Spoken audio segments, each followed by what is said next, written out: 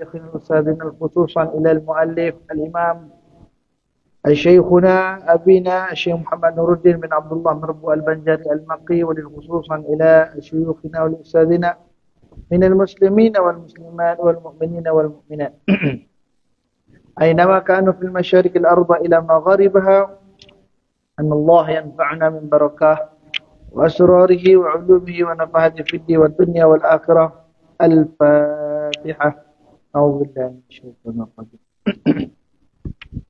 بسم الله الرحمن الرحيم. الحمد لله رب العالمين الرحمن الرحيم مالك يوم الدين إياك نعبد وإياك نستعين اهدنا الصراط المستقيم صراط الذين أنعمت عليهم غير المغضوب عليهم ولا الضالين.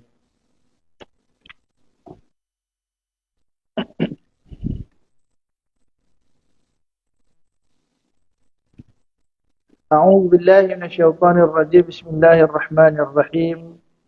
أحييكم بالتحية الإسلام السلام عليكم ورحمة الله وبركاته. من الحمد لله نحمده ونستعينه ونعوذ بالله من شرور أنفسنا ومن سيئات أعمالنا. من يهده الله فلا مضل له ومن يضلل فلن تجد له وليا مرشدا. الحمد لله رب العالمين والصلاة والسلام على أشرف الأنبياء والمرسلين وعلى آله وصحبه أجمعين. سبحانك لا علم لنا إلا ما علمتنا إنك أنت العليم الحكيم. رب اشرح لي صدري ويسر لي أمري واحلل عقدة من لساني يفقه قولي. آنم الإنسان ما لم يعلم ولا حول ولا قوة إلا بالله العلي العظيم ولا حول ولا قوة إلا بالله العلي العظيم ولا حول ولا قوة إلا بالله العلي العظيم. وبعد. Alhamdulillah. Syukur kita kepada Allah Subhanahu Wa Taala pada pagi mulia ini dapat sekali lagi kita bersama-sama berkumpul dan berhimpun dalam rumah Allah Taala yang mulia ini, dinamakan ia sebagai Masjid Jami' Taman Sri Sisili Teluk Intan Perak Baru, tuan. Bagi menyambung perbahasan kita di dalam kitab Arba'in Al-Banjariyah, himpunan susunan oleh guru mulia kita Abina, iaitu Syekh Muhammad Nuruddin bin Abdullah Marbu Al-Banjari Al-Maqi, hafizahullah ta'ala wa ra'ah. Baik. Maka pagi ini kita akan menyambung pada hadis yang seterusnya, iaitu pada hadis yang ke-23 dengan sifat tawadhu'. A'udzu billahi minasyaitonir rajim. Bismillahirrahmanirrahim. 25.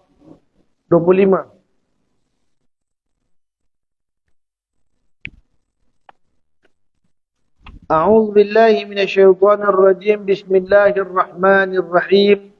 Qala musannif rahimahullahu ta'ala wa bi'ulumihi fi kitabih wa nafa'ani fid darain amin. Allahumma amin. Kata pengarang kita rahimahullah ta'ala pada hadis yang ke-25 dengan tajuk dunia adalah penjara wali-wali Allah dan syurga musuh-musuh Allah. An Qatadah bin Nu'man radhiyallahu anhu qala Rasulullah sallallahu alaihi wasallam نزل جبريل عليه الصلاة والسلام في أحسن ما كان يأتيني في سورة فقال إن الله يقرئك سلام يا محمد فيقول لك إني قد أوحيت إلى الدنيا أن عذاري وتكدري وتضيقي وتشديدي على أوليائك يحب لقائي فإني خلقتها سبحان لأوليائي وجنة الأعداء. Rawahul Baihaqi. Daripada Qatadah bin Nu'man radhiyallahu anhu berkata, baginda Nabi sallallahu alaihi wasallam bersabda, Jibril turun menjumpaiku dalam bentuk rupa yang terbaik sepanjang dia menjumpaiku. Dia berkata, wahai Muhammad, Sesungguhnya Allah Ta'ala telah mengucapkan salam untukmu dan berfirman kepadamu, sesungguhnya aku telah mewahyukan kepada dunia untuk mempersempit para wali-waliku semasa hidup di dunia, supaya mereka rindu untuk berjumpa denganku. Maka sesungguhnya aku menciptakannya sebagai penjara bagi wali-waliku dan syurga bagi musuh-musuhku. Hadis riwayat Imam Baihaqi. Jadi hadis pada pagi ini, hadis menceritakan tentang perihal satu makhluk Tuhan yang namanya ad-dunya. Dunia ada dua definisi.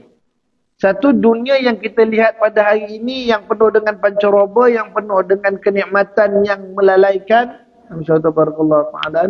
Apa yang sedang kita hadapi sepanjang kehidupan kita. Adapun definisi kedua itu ialah barang yang menjauhkan kita daripada Allah Ta'ala. Itu pun dipanggil dunia. Allah. Contoh dunia yang kata jauhkan kita daripada Allah Ta'ala itu mana dia? Dunia iaitu pekerjaan ataupun urusan kita yang kita laksanakan sehingga kita lupa ketaatan kita pada Allah. Itu sebenarnya dipanggil dunia. Adapun dunia yang dimasukkan di sini ialah fata morgana ataupun hayalan-hayalan keindahan yang ada di atas muka bumi. Ini maksud dunia di sini iaitu dunia bumi.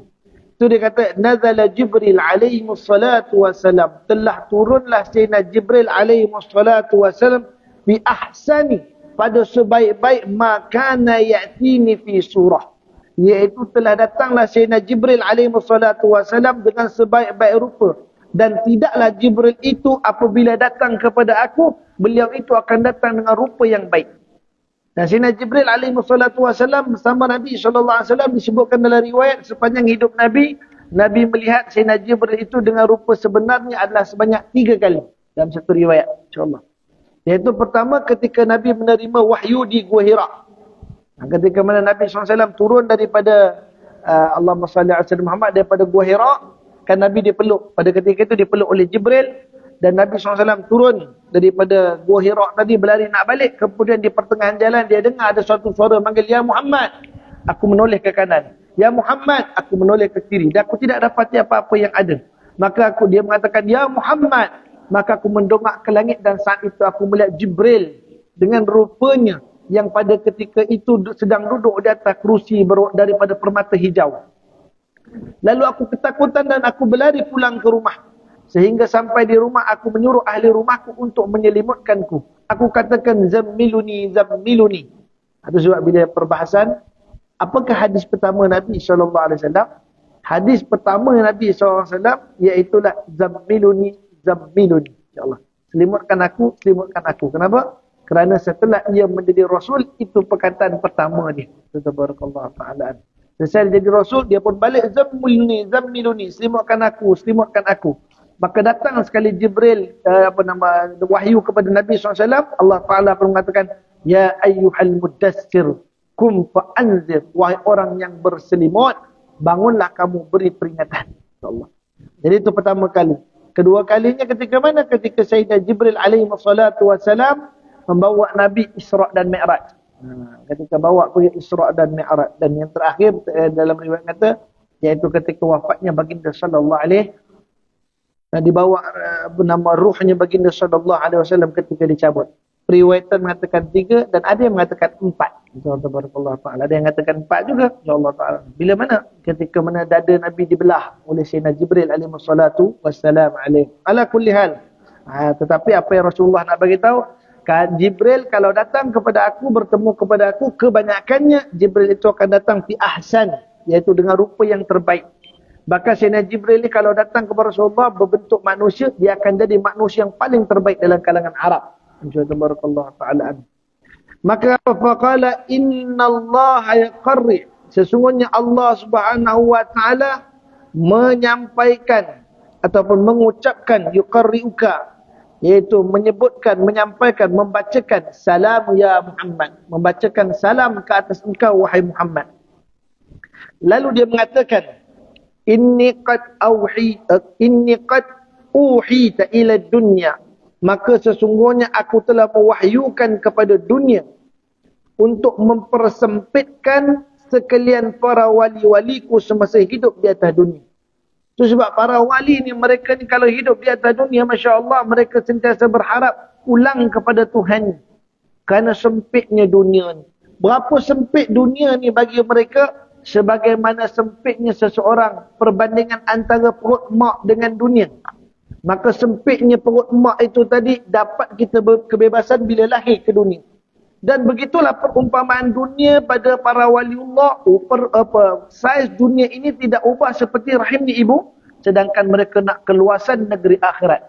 Nak pergi negeri akhirat, nak rasa luas negeri akhirat itu tadi. InsyaAllah. Maka tu sebab kata baginda Nabi SAW, ad-dunya, bahawa dunia ini tadi mempersempitkan wali. Sempit di sini apa dia, Masya Allah? Iaitu membebankan. Iaitu mendatangkan ujian, kegusaran dalam hati mereka, agar berlaku keadaan para wali ini sentiasa sentiasa syauqan, iaitu sentiasa rindu kepada Allah Subhanahu wa taala. Itu dia. Jadi aku mewahyukan kepada dunia untuk mempersempitkan para waliku.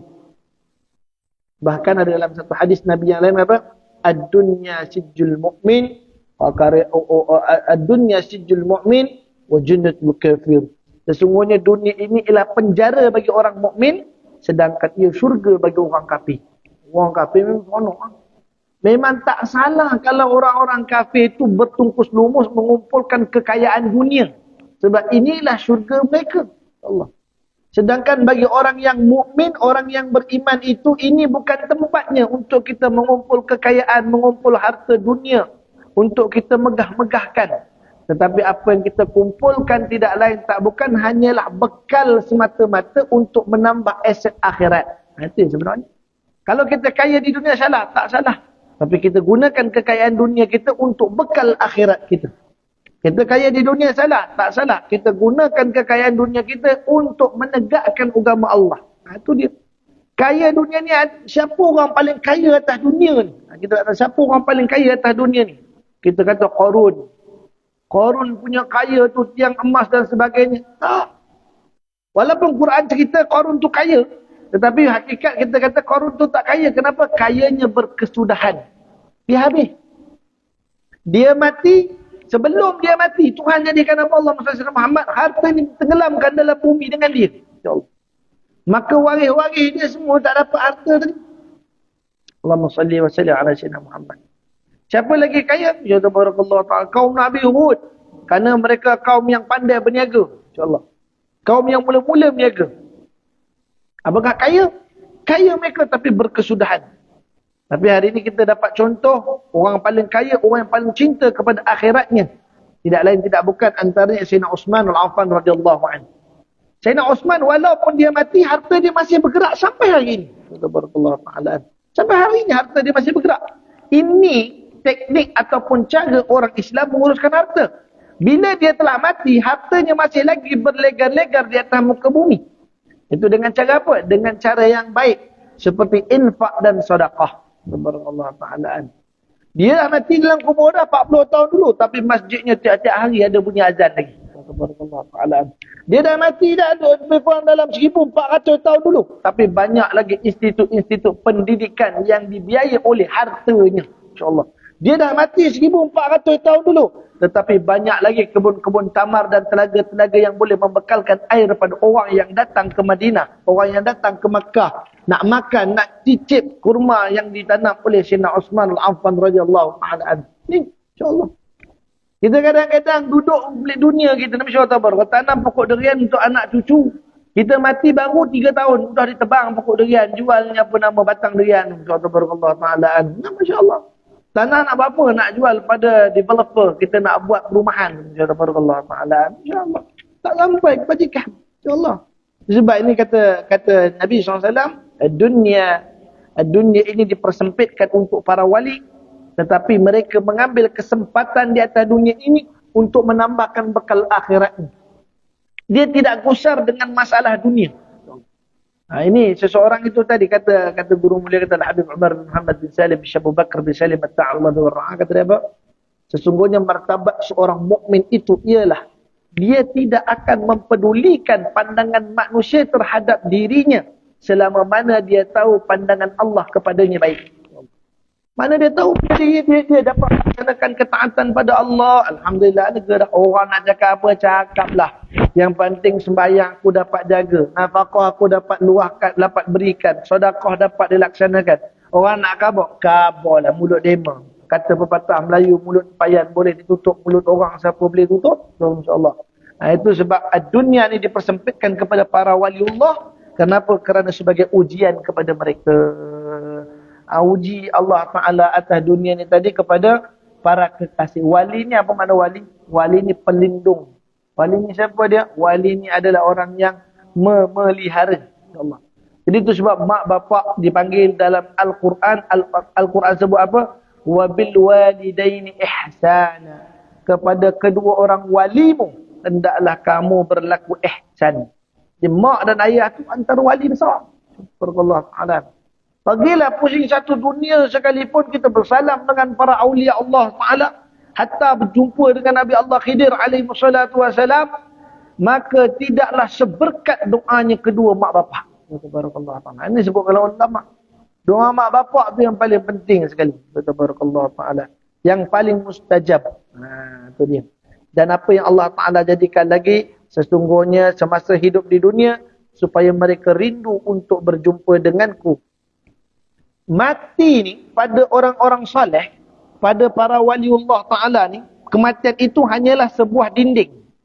Ataupun sebuah lembaran yang harus dilalui. Mati itu ialah seperti satu lek kertas. Nak dapat tahu cerita muka surat sebelah ni, kena selak muka satu lagi. Jadi kematian bagi orang-orang mukmin itu ialah hanya melepasi selai kertas untuk dapat mengetahui isi akhirat. Barakallahu Ta'ala.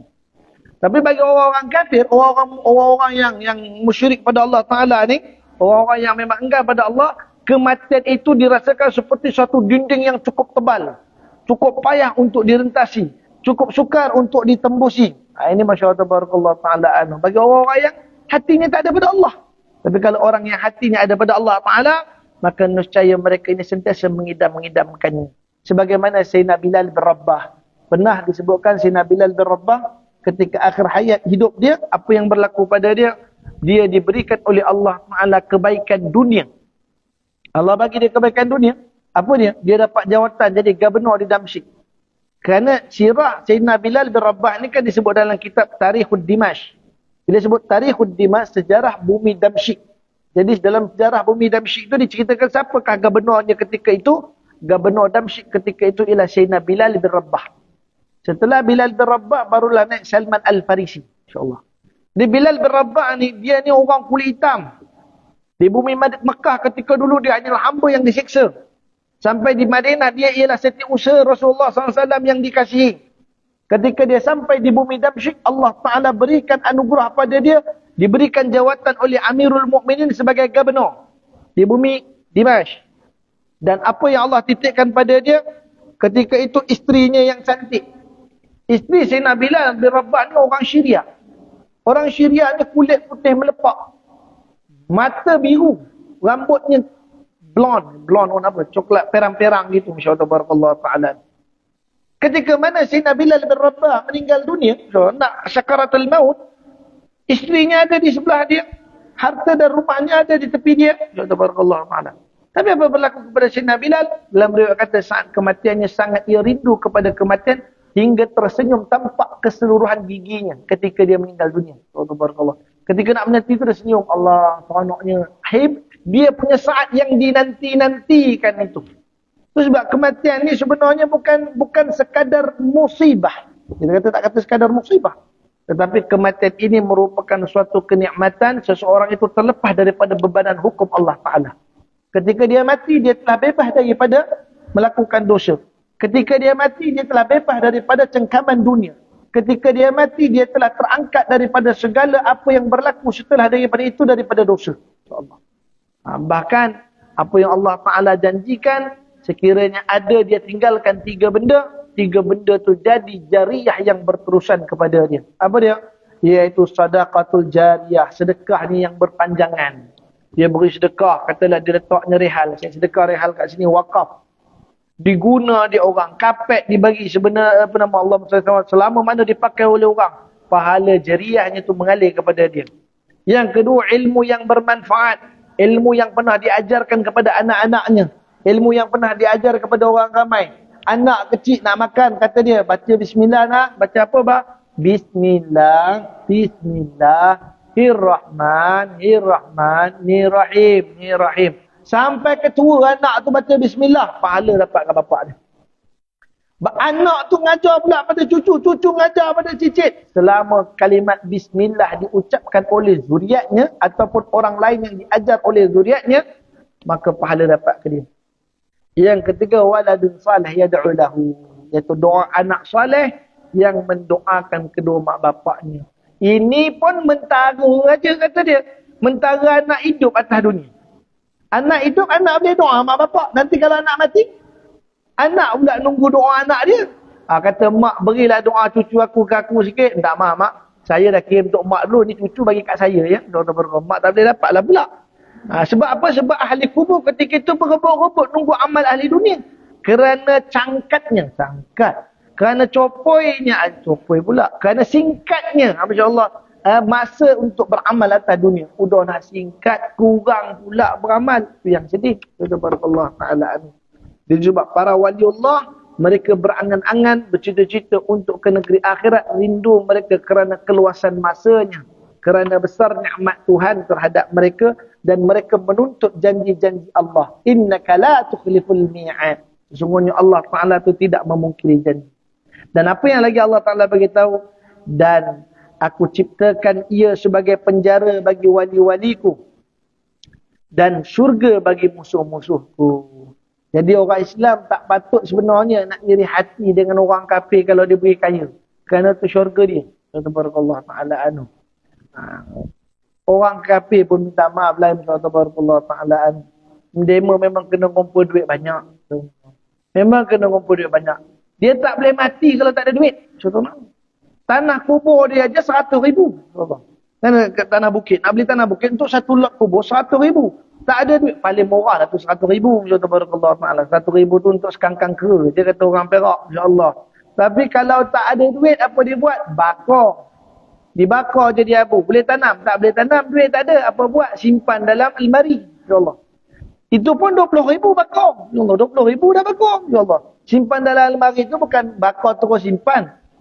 Bakar simpan tu, simpanan tu disewa. Almari itu sewa tu 1 bulan 1,000 lebih ke 2,000 untuk sewa.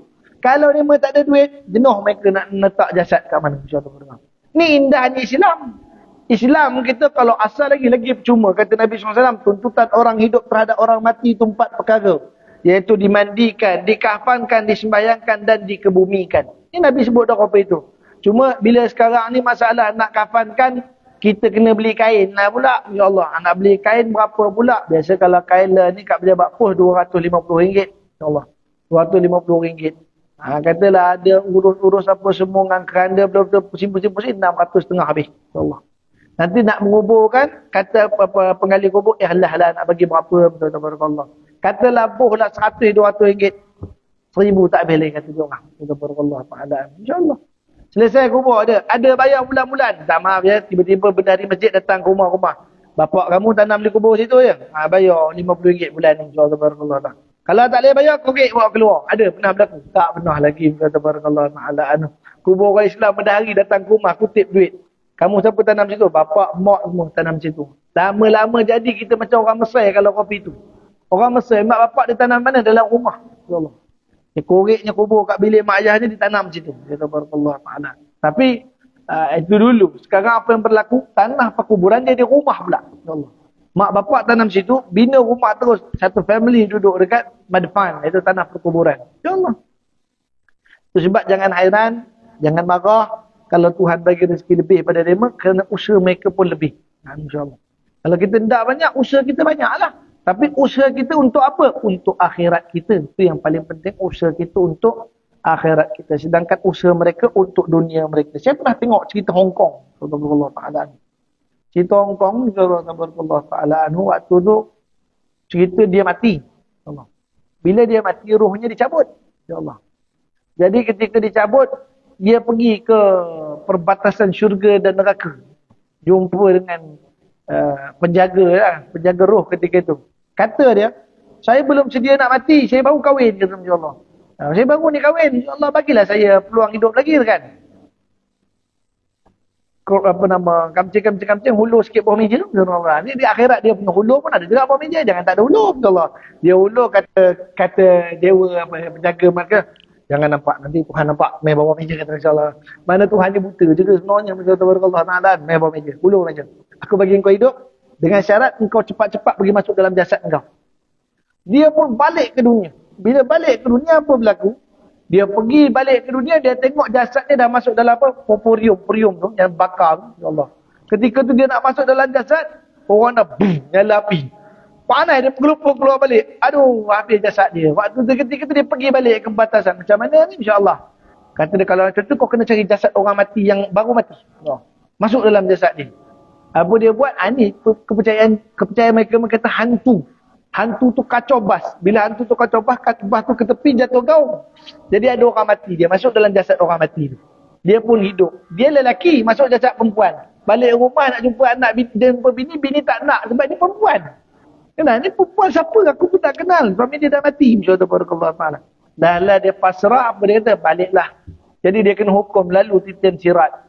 Mereka percaya. Masa saya mengaji dulu dengan almarhumah Ustazah Saadiyah dalam bab penilaian akidah, mereka percaya semua daripada mereka masuk neraka. Semua daripada mereka masuk neraka.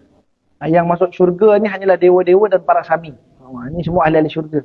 Di dunia ni neraka. So nikmatilah dunia ni sungguh-sungguh. Nanti dekat akhirat ataupun dekat dalam neraka, kamu perlu uang yang banyak untuk sogok malaikat supaya ringankan siksaan. InsyaAllah. Sebab mereka akan bakar duit. Kenapa bakar? Sebab api akan jumpa dengan api. So api akan menelan, dia akan terbit ke api lain. Ya Allah. Jadi mereka akan dapat duit banyak daripada sana. Ini falsafah kehidupan mereka. Namun kita tidak. Subhanallah. Itu orang Islam, ada orang yang percaya dengan balasan Allah Ta'ala di Yaumul Mahsyar. Jadi itu sebab ganjaran baik dan buruk itu akan dibalas oleh Allah Ta'ala. Itu sebab kita umat Islam bersungguh-sungguh untuk mencari bekal akhirat. Subhanallah. Tapi kalau orang Islam tu enggan, apa kata dia? Alah Ustaz, sembang akhirat. Bila akhirat tu? Ni surah Yasin dah sebut dah. Bila Allah Ta'ala suruh infakkan harta, Allah Ta'ala suruh berbelanja atas jalan Allah, kamu akan dibalas di hari akhirat. Apa jawab mereka? Mata hazal wa'adu in kuntum sadiqin. Bila hari akhirat tu kalau kamu cakap betul? Bila? Cuba bagi tahu. InsyaAllah. Mana boleh kita bagi tahu? Itu dalam rahsia Allah Subhanahu Wa Ta'ala. Sebab para waliullah, mereka terasa sempitnya dunia, dan mereka akan rindu dengan pertemuan di hari akhirat. Insyaallah taala. Baik. Seterusnya memohon dengan menyebut nama Allah Taala. Baik. An Abi Musa Al-Asy'ari radhiyallahu anhu qala Rasulullah sallallahu alaihi wasallam mal'unun man sa'ala biwajhi Allah 'azza wa jalla وملعون من سئل بوجه الله عز وجل ثم منع سائله ما لم يسأل الحجرا وهو التبراني. Daripada Abu Musa Al-Asy'ari radhiyallahu anhu berkata ia telah bersabda Rasulullah sallallahu alaihi wasallam, terlaknat seseorang yang meminta dengan nama Allah Ta'ala. Terlaknat seseorang yang diminta dengan menyebut nama Allah Ta'ala di hadapannya. Kemudian dia tidak memberi kepada si peminta selama-lama yang diminta itu bukan perkara mungkar. Allah, ini paling takut. Pakai nama Allah, minta. Demi Allah, saya dalam keadaan susah, berikanlah sesuatu kepada saya. Kita tak bagi. Kata Nabi SAW, mal'un. Mal'un, terlaknat dan tercelalah orang itu. InsyaAllah. Itu paling takut. Sebab Nabi SAW mengatakan dalam hadis yang lain, maka janganlah kamu menghina para peminta itu ketika mereka sedang meminta. Berikanlah kepada mereka sesuatu walaupun nilaian sebesar kepala lalat. Walaupun besar kepala lalat nilai tadi. Orang datang minta zakat. Tuan-tuan kata kita ke Islam nak semayang di petani. Kita tak ada sedikit, tolonglah infak, kata dia. Ni orang belah-belah petani biasa datang. Kita otak kita, ini skamer ni. Insya-Allah ta'ala, skamer. Dok, demi Allah kita buat masjid. Insya-Allah. Kalau kita tak bagi, terlaknat kita ketika itu. Insya-Allah ta'ala. Walaupun dia bohong. Dia bohong tu dia dengan Allah Ta'ala. Adapun ketika dia meminta kepada kita, wa ammasaila fala tanhar. Ketika ada yang datang minta kepada kamu, maka jangan kamu buat tak indah. Berikan. Jangan kamu hina kepada para peminta itu kerana mereka sudah cukup hina saat meminta. Masa minta tu hina. Ini ustaz-ustaz lagi nak ngomong malu tuan-tuan. InsyaAllah pondok kita nak buat ini. Oh tu malu sebenarnya tuan-tuan. Subhanallah ta'ala anu. Tapi lebih malu kata Rasulullah SAW. Lebih hina bila tidak diberi bila diminta. Berikanlah. Walaupun nilai yang sebesar kepala lalat. Berapa harga kepala lalat? Subhanallah ta'ala insyaAllah. Kepala lalat ada harga kan? Tak ada pun harga. Bila mana celuk dalam poket ada 1 sen. Boh je 1 sen. Supaya nanti bila Tuhan tanya ke akhirat. Dia minta, pernah bagi? Bagi Allah. Berapa? 1 sen. Duit. Allah tak akan petikai. Allah tak akan tanya, oh kamu ada 1 juta, 1 sen je kamu bagi. Yang Allah Ta'ala tanya, kamu bagi ke tak bagi? Itu saja. Bagi ya Allah. Dah selesai masalah. Kata Allah Ta'ala. Apa kamu bagi? Ya Allah. Nabi kata bagi kepala nyamuk, saya bagi kepala kambing ya Allah. Ini besar lagi tu. Alhamdulillah. Ya Allah. Nabi sebut kata, janganlah hina para peminta itu kerana mereka sudah cukup hina ketika meminta. Berikanlah kepada mereka walaupun nilai yang sebesar kepala lalat. Kepala lalat bukan lalat. Apa yang boleh diberikan oleh lalat tak ada manfaat pun sebenarnya. Kita nak kata lalat tak ada manfaat. Kalau nak dibandingkan dengan lebah. Lebah. Lebah tu manfaat besar pada manusia. Lalat pun adalah hikmah. Dia Tuhan jadikan jubabah ni bukan tak ada. Tapi nak dikomparekan dengan lebah. Lebah lagi banyak manfaat. Kalau kita tahu dalam fakta kajian binatang-binatang ni, lebah dia perlu melalui perjalanan 900,000 kilometer dan perlu menghinggap kepada 1 juta kuntum bunga untuk dapat setengah kilo madu. Untuk setengah kilo madu, lebah kena hinggap pada 1 juta kuntum bunga. Baru dapat setengah kilo madu. Kita beli madu hari ini semudah. Itu sebab saya ingat kata Mak Saleh tu, cerita National Geographic tu kata apa? Sesungguhnya, manusia mengambil kesempatan di atas kerja gigihnya seekor lebah. Lebah buat kerja teruk-teruk, manusia pakai toreh. Syuk, ambil. Allah. Kadang bila dia kenang balik, dia kesian juga. Tapi sebenarnya lebah tu dia hanya mengumpul madu tadi. Allah Ta'ala anu. Ya Allah, Ya Rahman, Ya Rahim. Jadi, kalaulah orang yang meminta, tidak diberi, maka kita telah menghina si peminta tadi. Maka berikanlah, walaupun sebesar kepala lalat. Dan kata Nabi SAW, terlaknat seseorang yang meminta dengan nama Allah Ta'ala. Maknanya, ada orang tu dia suka-suka minta, dia malah nak berusaha. Jadi, saya jumpa orang, demi Allah Tuhan, saya lapar Tuhan. Padahal dia ada tenaga, padahal dia ada kudrat, tapi kerja dia minta aja. Kata Nabi SAW, terlaknat dia. Kerana ia diberikan oleh Allah Ta'ala kenikmatan, diberikan oleh Allah Ta'ala kekuatan, diberikan oleh Allah Ta'ala daya upaya, tetapi ia menjual-jual nama Allah untuk mendapatkan kesenangan dia. Kata Allah Ta'ala. Dia jual nama Allah, Tuhan, demi Allah, Tuhan, demi Allah. Sekarang ni orang menipu pakai nama Allah Ta'ala berlambak. Kata Allah Ta'ala. Ana mungkin tak jumpa lagi hadis seperti itu. Kata Allah Ta'ala. Kalau jumpa, kata Nabi SAW, bal'un. Bal'un ni apa? Terlaknat, celaka. Bal'un ni mana? Celaka lah. Atau terlaknatlah. Bagi siapa? Man sa'ala biwajhillah. Siapa yang meminta dengan nama Allah Ta'ala Azza wa Jal yang tertinggi sebutannya. Dia jadi pengemis dengan nama Allah. Ini panggil begitu. Wa mal'una, dan terlaknat juga man su'ila. Siapa-siapa yang diminta kepada dia biwajhillahi Azza wa Jal.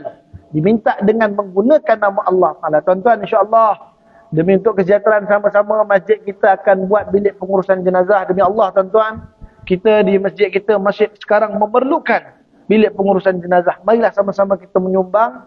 Di taman kita ada 400 rumah.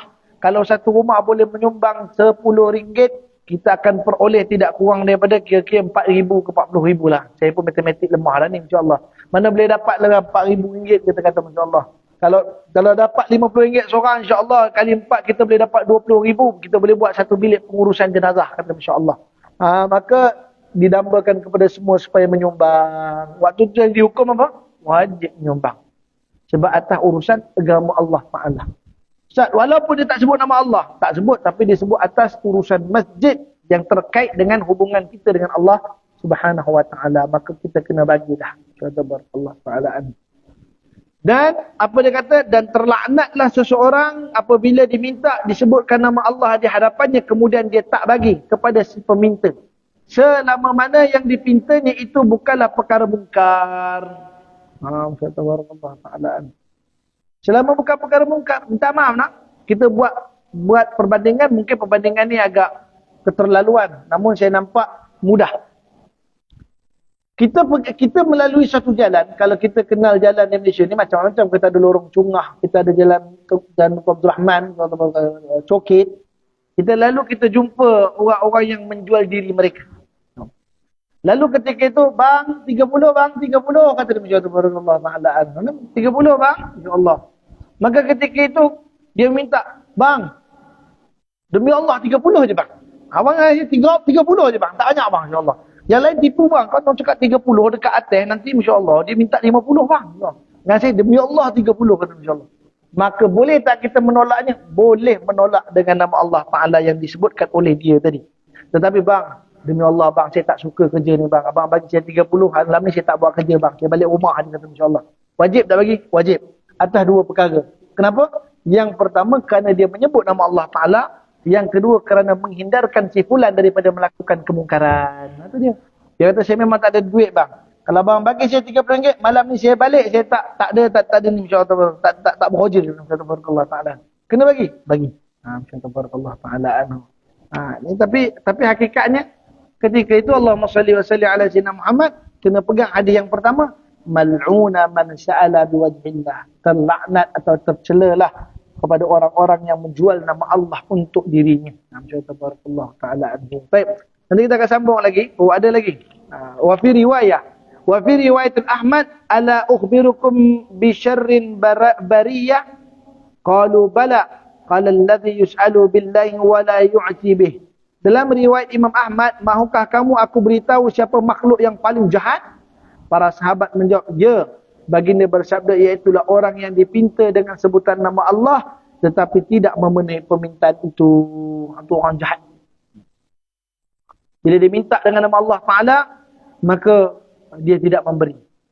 Itu kadang-kadang para ustaz, pengusaha mahat, pondok-pondok, nasihat juga masyarakat barakallah dengan masyarakat pada hari ini, kalau minta kita maklum kajilah apa kurang. Jangan, tuan-tuan, demi Allah tuan-tuan, pondok kita memerlukan, nanti kalau yang tak bagi tu kita khawatir dia termasuk hadis ni. Jahat. Barakallah. Kita maklum tuan-tuan, insya-Allah pondok kita ada buka infak kepada siapa yang ingin menyumbang, silakan. Barakallah. Ma'ad kita memerlukan untuk pembinaan surau, siapa-siapa yang berkelapangan dapat menyumbang, silalah menyumbang bersama-sama kami. Itu saja. Jangan, demi Allah tuan-tuan, kami ni tak ada dana dah, tolonglah kami. Jadi yang tak bagi tu nanti akan dilaknat oleh Allah Ta'ala. Dan kata Nabi, dia adalah orang yang disebut sebagai bisyarril bariyah ataupun syarril bariyah, iaitu orang yang paling jahat di kalangan manusia. Syarri ni buruk, bariyah ni manusia, kejadian makhluk yang jadikan Allah Ta'ala kita panggil bariyah. Itu kan ada istighfarnya Rabi'atul Adawiyah. Apa istighfarnya? Astaghfirullah Rabbal Baraya. Baraya itulah bariyah tadi.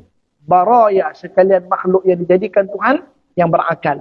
Kata Nabi SAW, jahatlah mereka itu tadi sekiranya mereka diminta dengan nama Allah tetapi tidak mereka memberikannya. InsyaAllah, tabarakallah. Kita akan sambung nanti membaca surah Al-Kafirun sebelum daripada tidur pada siri akan datang. InsyaAllah, tabarakallah ta'ala anhu. Baik, sebelum kita tangguh pengajian kita pada pagi yang mulia ini, saya buka ruang soalan kiranya ada yang ingin bertanya. Falyatafaddal ma'jurah.